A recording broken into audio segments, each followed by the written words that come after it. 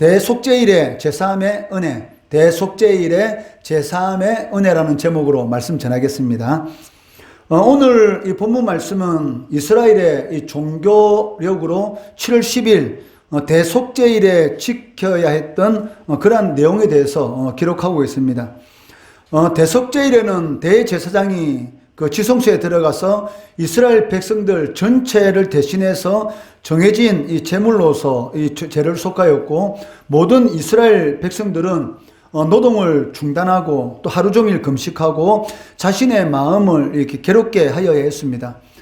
대속죄일은 1년에 단 한 번 대제사장이 지성소, 하나님의 임재의 하나님의 계심의 장소인 이 지성소 안에 들어가서 이스라엘 백성들의 죄뿐만이 아니라 또 대제사장을 비롯해서 모든 사람들의 죄를 이렇게 속하는 그러한 이 날이었기 때문에, 이날은 이스라엘 백성들이 하던 모든 일을 중단하고 자신의 이런 죄에 대해서 회개하고 금식하고 자신의 마음을 괴롭게 하는 그러한 날인 것을 알 수가 있습니다.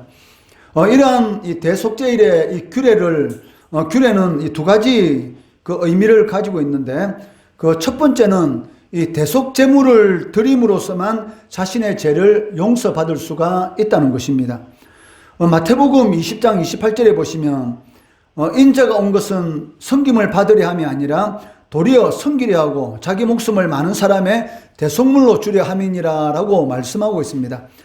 대제사장이 이 짐승의 피를 들고 지성소에 들어가서 이 지성소에 있는 이 법궤 앞에 이 피를 뿌림으로 인해서 자신의 죄, 그리고 다른 제사장들의 죄, 그리고 이스라엘 모든 백성들의 죄를 용서받는 그러한 이 절기를 지켰는데, 이러한 이 절기를 지키는 이러한 모습은 그 대속 제물이 없이는 하나님 앞에 나아갈 수 없다. 즉 하나님 앞에 죄를 용서받을 수 없다라는 것을 알 수가 있다는 것이죠. 이것은 예수님께서 대속물로 이 세상에 오셨다라는 것을 상징적으로 이 구약시대 때에 예표하는 것이다라고 말을 할 수가 있습니다. 그러니까 구약시대에 이스라엘 백성들이 지키던 모든 절기, 모든 제사는 결국 누구를 가리키는 겁니까? 바로 예수 그리스도의 이 십자가의 죽음, 즉 대속 제물로서 십자가에 못 박혀 돌아가실 즉 예수님에 대한 그런 예표다라고 말을 할 수가 있다는 것이죠. 여기 대속물이라는 이 말에 그 원래의 뜻은 그 어떤 의무 그리고 속박에서 풀어주는 것이다라는 그런 의미를 가지고 있습니다. 이는 예수님께서 이 세상에 오신 그 목적이 무엇입니까? 그 죄의 속박 가운데서 영원히 죽을 수밖에 없는 그러한 인간들의 이런 모든 이런 죄로부터 해방하기 위한, 즉 자유를 주기 위함이다라는 그런 의미를 가지고 있다는 것이죠. 그러니까 예수님이 이 대속물이라는 이 말의 의미는 죄의 노예 상태에 있는 모든 사람들을 자유롭게 하기 위한 그러한 것으로 이 세상에 오셨다라는 그런 의미로 이렇게 말을 할 수가 있다는 것입니다. 그런데 문제는 무엇입니까? 그 인간들의 이러한 죄의 속박을 끊기 위해서는 그 예수님이 그 나의 모든 죄를 대신해서 십자가에 못 박혀 돌아가셨다라는 그러한 것을 이렇게 믿어야 되고, 십자가라는 것은 필연적이다. 즉 십자가의 죽음이 없이는 절대로 인간이 구원받을 수 없다라는 것 또한 우리들에게 가르쳐주고 있다는 것입니다. 그 예수님께서 이 십자가에서 대속 제물로서 이 죽으신 것은 많은 사람들을 위해서다라고 말씀하고 있습니다. 마태복음 20장 28절 조금 전에 우리 읽어본 내용 이 하반절에 보시면 자기 목숨을 많은 사람의 대속물로 주려 함이니라라고 말씀하고 있다는 것이죠. 여기 많은 사람, 이 많은 사람의 이 단어는 이 폴론이라는 그런 단어를 쓰고 있습니다. 이 폴론이라는 이 단어의 의미가 무엇이냐면, 그러니까 수적으로 이 많다라는 그런 의미를 가지고 있다는 것이죠. 그런데 여기서 우리가 하나 주목해야 될 게 있는데, 자기 목숨을 모든 사람의 대속물로 주려 함이라라는 이 파스라는 이 단어, 모든 이 파스라는 단어를 쓰지 않고 폴론, 많은 사람이라는 단어를 썼죠. 그 이유가 무엇입니까? 그러니까 자기 목숨을 파스, 모든 사람의 죄를, 모든 사람의 대속물로 주려 함이라라고 말을 쓸 수도 있는데, 예수님께서 말씀하실 때는 이 파스라는 모든이라는 단어를 쓰지 않고 숫자적으로 많은 이 폴론이라는 단어를 사용하고 있다는 것이죠. 이것이 의미하는 바는 무엇이겠습니까? 우리가 알다시피 예수님께서 많은 사람을 구원하시지만 모든 사람을 구원하시는 것은 아니다. 그런 의미를 가지고 있다는 것이죠. 이 세상에 있는 모든 사람들이 다 구원받는 것은 아니다. 태초에 하나님께서 구원하시기로 작정한 그런 사람들만이 구원받을 수 있는 것이지, 모든 사람, 파스, 모든 사람이 구원받는 것은 아니다라고 예수님께서도 말씀하는 것을 볼 수가 있죠. 여기에서 이 선택과 유기의 이 교리가 나오는 것입니다. 하나님 앞에 택함받은 자들만이 구원받는 것이고, 택함받지 못한 유기된 자는 구원받지 못한다 라는 것을 예수님께서도 내가 이 대속물로 왔다, 그런데 파스, 모든 사람의 죄를 대신하기 위해서 온 것이 아니고 많은 사람, 즉 하나님의 택한 백성들의 죄를 대속하기 위해서 오셨다라고 말을 하고 있다는 것이죠. 우리가 낮 시간에 에베소서 1장 4절 말씀 살펴봤지 않습니까? 창세전에 그리스도 안에서 우리를 택하사, 천지 만물을 창조하기 전에 하나님께서 택한 사람들만이 예수 그리스도 안에서 구원함을 누린다라고 말씀하고 있다는 것입니다. 이것이 바로 그 대속제일의 규례의 첫 번째 원리입니다. 즉 대속물이 없이는 제사함이 없다. 그리고 대속제일 규례의 두 번째 의미는 무엇입니까? 회개하지 않는 자는 절대로 구원받을 수 없다는 것입니다. 요한일서 1장 8절 9절 말씀 한번 같이 읽어볼게요. 시작. 만일 우리가 죄가 없다고 말하면 스스로 속이고 또 진리가 우리 속에 있지 아니할 것이요, 만일 우리가 우리 죄를 자백하면 그는 미쁘시고 어려우사 우리 죄를 사시며 우리를 모든 불의에서 깨끗하게 하실 것이요. 요한일서 1장 8절 9절 말씀해 보시면, 만일 우리가 죄가 없다고 말한다면 나는 죄가 없습니다. 나는 법이 없이도 살 사람입니다. 그런데 왜 하나님께서는 이 세상에 있는 모든 사람들이 죄인이라고 말합니까? 그 하나님 잘못 알고 있는 것입니다. 나는 법 없이도 살 수 있는 사람이다 라고 말하는 사람들은 어떤 사람이다? 스스로 속이는 자다. 즉 자기 자신을 기만하는 자. 그런데 자기 자신을 이렇게 기만하는 그 이유가 무엇인가? 그 이유가 무엇이라고 말합니까? 진리가 그 속에 없기 때문이다 라고 말을 하고 있다는 것이죠. 그러니까 진리가 없는 사람, 즉 하나님의 말씀이 그 마음속에 없는 사람들은 자신이 죄가 없다, 자신은 법 없이도 살 수 있다, 내가 뭘 잘못했는데, 교도소에 있는 사람들 한 사람도 스스로 죄를 지었다라고 말하는 사람 없지 않습니까? 나는 억울하다, 나는 억울하게 이 자리에 들어왔다, 이 안에 들어왔다, 이렇게 많은 그 죄수들이 그런 이야기 하는 것을 볼 수가 있는데, 그 이유가 무엇입니까? 성경 말씀에 비춰보니까 뭐가 없다? 진리, 즉 하나님의 말씀이 그 속에 없기 때문에 스스로 자기 자신을 기만한다라고 말을 하고 있다는 것이죠. 그러니까 사도 요한이 이 말씀을 통해서 우리들에게 하는 것이 있습니다. 그게 뭐예요? 만일 우리가 죄가 없다고 말하면, 이 말은 무슨 말입니까? 그러니까 사도 요한이 활동할 그 당시에 스스로 죄가 없다라고 말하는 사람이 있었다 없었다? 있었다는 것이죠. 그러니까 지금 교회라고 말하면서, 교회라고 말하면서 자신은 죄가 없다 이렇게 말하는 사람이 있었다는 것이죠. 만약에 그 사람이 없다면 사도 요한이 이렇게 말할 필요 없습니다. 만일 우리가 죄가 없다고 말하면, 이게 무슨 말입니까? 죄가 없다, 나는 죄가 없다라고 말하는 사람이 초대 교회에 있었다라고 우리가 짐작할 수가 있다는 것입니다. 이것은 무엇을 의미하냐면, 초대 교회 시대에 교회를 가장 어지럽히던 이단이 있었습니다. 그게 무엇이냐면 영지주의자들. 그러니까 영지주의자들이 이 교회를 가장 어지럽혔는데, 그 신령한 영적 지식, 즉 신령한 영적 지식만 얻게 되면 이렇게 영혼이 구원받는다. 그렇기 때문에 이 영혼은 선한 것이고 이 육체는 이 더러운 것이기 때문에 영혼이 구원을 받게 되면 육체적으로는 어떤 짓을 저지더라도 이 구원에서 떨어지지 않는다. 이렇게 가르쳤던 것입니다. 그렇기 때문에 자신들만이 영적인 신령한 지식을 얻었다고 하면서 자신들의 영혼이 구원받았다고 하면서 육체적으로는 이 악을 저지르고 있었던 것이죠. 그러니까 이것이 쉽게 말하면 교회를 상당히 이렇게 어지럽힌 것이죠. 내가 영혼 구원받았기 때문에 이제는 육신적으로는 어떠한 짓을 저지르라도 간음이라든지 그리고 세상적으로 이런 악한 일을 저지르라도 내 영혼 구원받은 것은 없어지지 않는다라고 이렇게 잘못된 이런 이단적인 이런 사설들이 초대 교회 안에 많이 이렇게 퍼져 있었습니다. 거기에 대해서 사도 요한이 지금 하는 말이 무엇입니까? 만일 네가 죄가 없다 한다면 너는 스스로 너를 기만하는 자고 실질적으로 뭐가 없다? 하나님 말씀이 없다. 너가 구원받았다 했지만 사실은 무엇이다? 구원받지 못한 것이다. 이렇게 말을 하고 있는 것을 볼 수가 있습니다.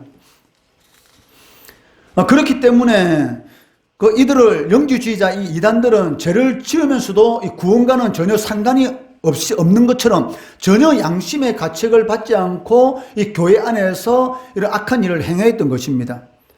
그렇지만 성경은 무엇이라고 말합니까? 로마서 3장 23절 말씀 같이 읽습니다. 시작. 모든 사람이 죄를 범하였음에 하나님의 영광에 이르지 못하더니. 자, 모든 사람이 죄를 범하였다. 그러니까 사도 요한은 뭐라고 말합니까? 모든 사람이 죄를 범했기 때문에 어디에 이를 수가 없다? 하나님의 영광에 이르지 못하였다. 즉 한마디로 구원받지 못한다. 모든 사람이 죄를 지었기 때문에 구원받지 못한다. 이 죄 문제 해결하지 못하면 구원받지 못한다라고 말을 하고 있죠. 그런데 스스로 죄가 없다라고 생각하는 사람이 자신의 죄를 해결하고 구원받을 수 있겠습니까? 당연히 못 받는 것이죠. 왜? 자신이 죄가 없다고 생각하는데 자신이 죄인이구나, 내가 진짜 죄인이구나 라는 것을 깨닫는 자들만이 예수 그리스도 앞에 나아갈 수 있습니다. 그렇기 때문에 율법에 대해서 뭐라고 말합니까? 율법은 그리스도께로 인도하는 초등교사다. 몽학 선생이다. 옛날 성경에는 몽학 선생. 즉, 이 몽학 선생이 누구냐면 어떤 이런 부양 가정에서 부모님을 대신해서 성인으로 살 때까지 그 가정에서 이 가정교사로 그 자녀들을 교육시키는 사람을 이렇게 몽학 선생 이렇게 말했어요. 그러면은 어떨 때는 이 종이지만은 이 똑똑한 그런 사람들 가운데서도 이 몽학 선생이 되는 사람이 있었습니다. 그러니까 주인의 아들이지만 해초를 들고 때리고 그래서요. 이 잘못된 일을 하게 되면. 왜? 그 부모님이 그러한 권리를 그 몽학 선생에게 주었기 때문에. 그러니까 이 율법에 대해서 뭐라고 말하냐면 율법은 그리스도께로 인도하는 몽학 선생, 저 초등교사다 이렇게 말을 하고 있어요. 이게 무슨 말입니까? 율법이 하는 것이 무엇입니까? 하나님의 말씀에 순종하면 복을 받고 하나님의 말씀에 불순종하면 저주를 받는다. 이게 단 두 가지죠. 그러니까 율법이 하는 일이 무엇이냐면 죄를 깨닫게 하는 것이죠. 이 율법에 비추어서 내가 잘못했구나. 그러니까 율법이 없다면은 자신이 죄인인 줄을 알지 못한다는 것입니다. 그렇기 때문에 하나님의 말씀에 비출 때 내가 죄인이라는 것을 알 수가 있다는 것입니다. 그런데 나는 죄가 없다. 스스로 죄가 없다는 자는 어떤 자들이다? 바로 그 속에 진리가 없기 때문에 자기 자신을 기만하는 자들. 이 기만이라는 단어가 뜻이 무엇입니까? 속이는 것. 자기 자신을 속이는 것이다 라고 성경은 말씀하고 있습니다. 그렇기 때문에 내가 죄가 없다, 스스로 죄가 없다라고 하는 자는 영적으로 이 무지한 상태, 진리가 없는 상태이기 때문에 그러니까 자신에게 스스로 속고 있는 것이죠. 그로 인해서 결국은 구원의 자리로 나가지 못하고 영원한 둘째 사망의 그러한 이 심판을 받게 된다는 것입니다. 그렇기 때문에 자신이 죄인임을 깨닫는다라는 것은 한마디로 말하면 이 구원의 시작이다. 내가 죄인이구나. 내가 죄인이구나. 내가 진짜 죄를 지었구나. 하나님 앞에 우상 섬김하고 하나님이 없다 하고 하나님을 대적하는 그런 삶을 살아왔구나라는 것. 여기를 깨닫는 것은 바로 이 구원의 시작이다라고 할 수가 있습니다.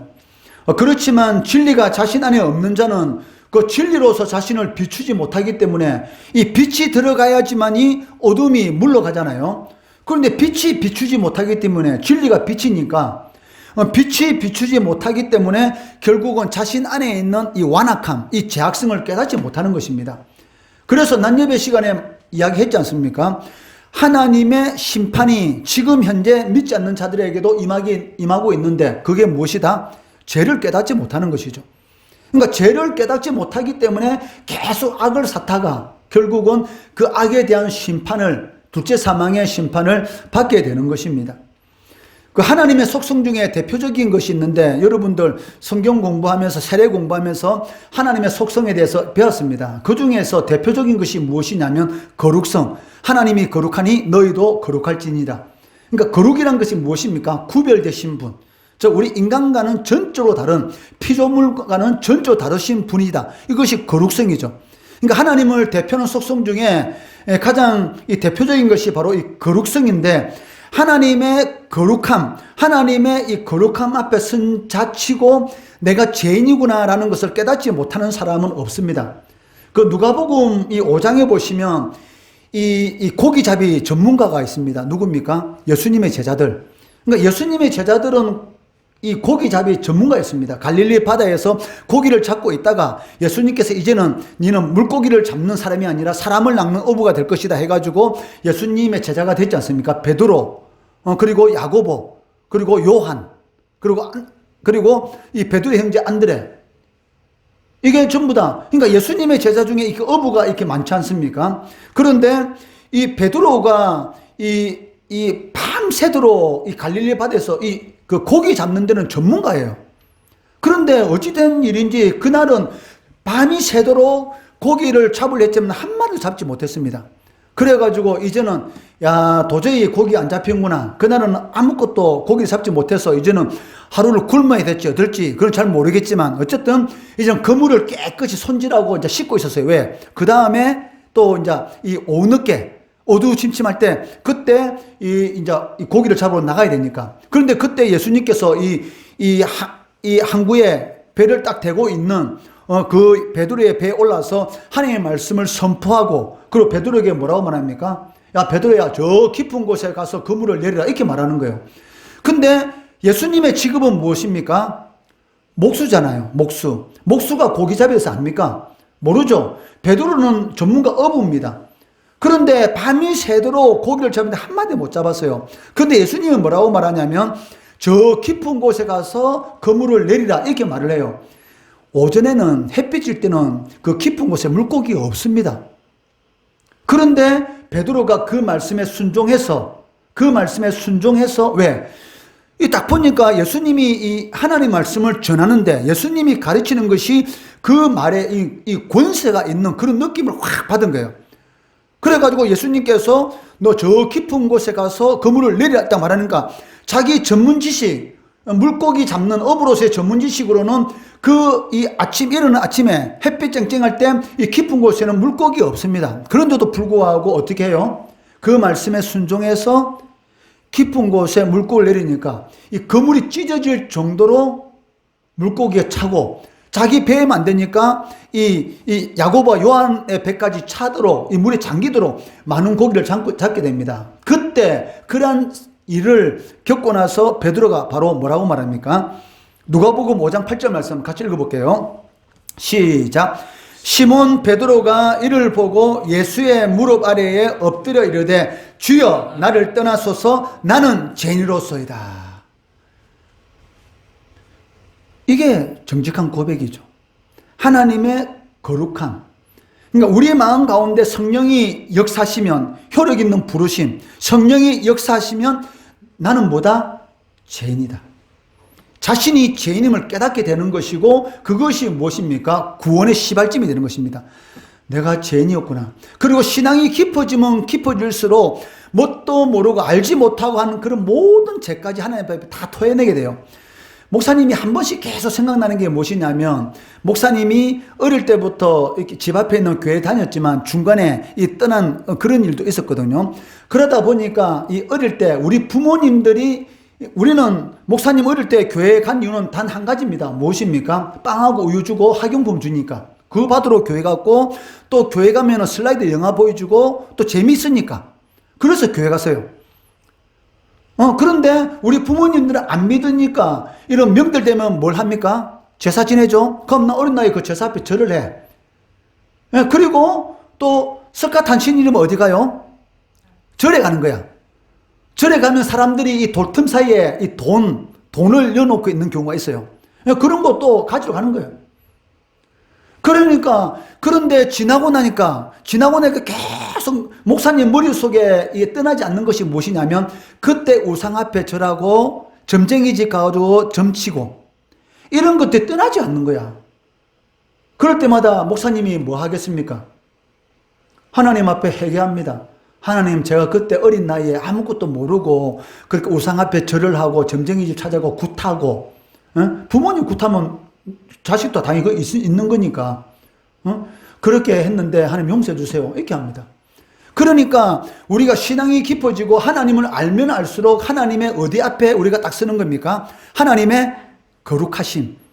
하나님의 이 거룩하심 앞에 우리가 딱 서게 되는 것이에요. 그러니까 이거 사소한 이런 모든 죄까지 자꾸 이렇게 생각이 나는 거예요. 그럼 하나님 앞에 그때마다 다 토해내는 것이지. 그러니까 왜 우리가 이 죄 문제를 해결함을 받고 구원받느냐? 바로 이거예요, 이거. 그러니까 우리가 이 성령이 강력하게 구원받은 사람에게는 성령께서 우리와 함께 하시잖아요. 끊임없이 우리의 신앙이 깊어지고 하나님을 가까이 하면 가까이 할수록 내가 모르고 지었던 모든 죄까지 다 생각나요. 그것을 이 땅에서 다 해결하는 것이죠. 무엇으로? 예수님의 피. 회개하는 건 회개하면은 용서해 주시니까.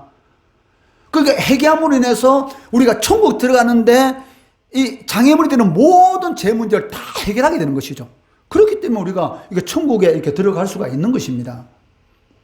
그런데 죄가 없다는 사람이 회개가 있어요? 회개가 없죠. 그러니까 구원이 없습니다. 둘째 사망.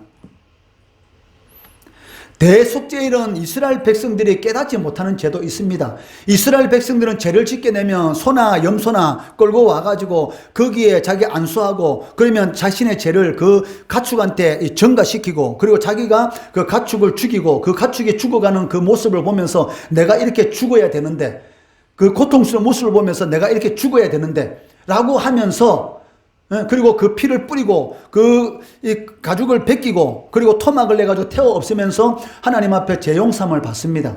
그런데 이스라엘 백성들도 미처 자신의 죄를 깨닫지 못한 죄도 있어요.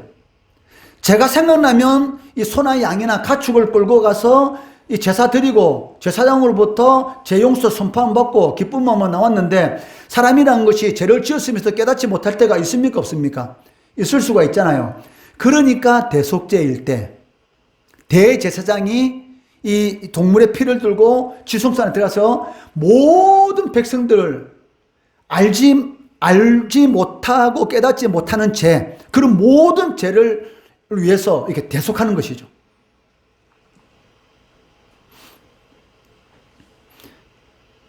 왜냐하면 속죄를 받지 못하면 어떻게 됐습니까? 여러분, 죄의 문제를 해결하지 못하면 이스라엘 백성 중에서 끊깁니다. 구약시대 때는. 그거 끊긴단 말이 지금으로 말하면 무엇입니까? 둘째 사망, 구원받지 못한다. 하나님의 교회에서 떠나가게 되는 것이죠. 레위기 23장 29절 말씀 같이 읽어볼게요. 시작. 이날에 스스로 괴롭게 하지 아니하는 자는 그 백성 중에서 끊어질 것이요. 이게 무슨 말입니까? 회개하지 않는 자, 자신의 모든 죄에 대해서 속죄함을 받지 못한 자, 이런 자들은 그 백성 중에서 끊어진다, 구원받지 못한다라고 말을 하고 있습니다. 이러한 중요성 때문에 이스라엘 백성들은 대속죄일 때 아무 노동도 하지 않고 스스로 자신이 지은 죄에 대해서 생각하고 회개하고, 목사님이 어릴 때 뭣도 모르고 알지 못하고 행했던 그런 모든 우상성김, 이런 것들 다 토해내는 것이죠. 그럼으로 인해서 이 죄 문제를 해결받게 되는 것입니다. 그리고 기쁘고 행복한 마음으로 하나님과 깊은 이 교제를 나누게 되는 것입니다. 그 사람에게 있어서 이 죄 문제만큼 이 중요한 것이 있겠습니까? 없습니다. 왜냐하면 그 이유는 여러분 다 알지 않습니까? 죄 문제가 해결되지 않으면 어떻게 된다? 영원한 멸망이다. 그렇지만 하나님의 아들이신 예수께서 나의 모든 죄 허물을 대신해서 십자가에 못 박혀 죽으셨다 라는 것을 믿는 자는 멸망을 받지 않고 영생을 누리게 된다는 것이죠. 구약의 대속죄일은 누구를 상징하는 것입니까? 예수 그리스도의 십자가의 은혜, 이걸 상징하는 것입니다. 이것을 꼭 깊이 깨닫고 내가 죄인인데 예수님께서 나의 모든 죄와 죄의 문제를 해결해 주셨다라는 것을 온전히 믿고 구원의 감격을 가지고 기쁜 마음으로 신앙생활 하시는 우리 성도들 되시기를 주의 이름으로 축원합니다.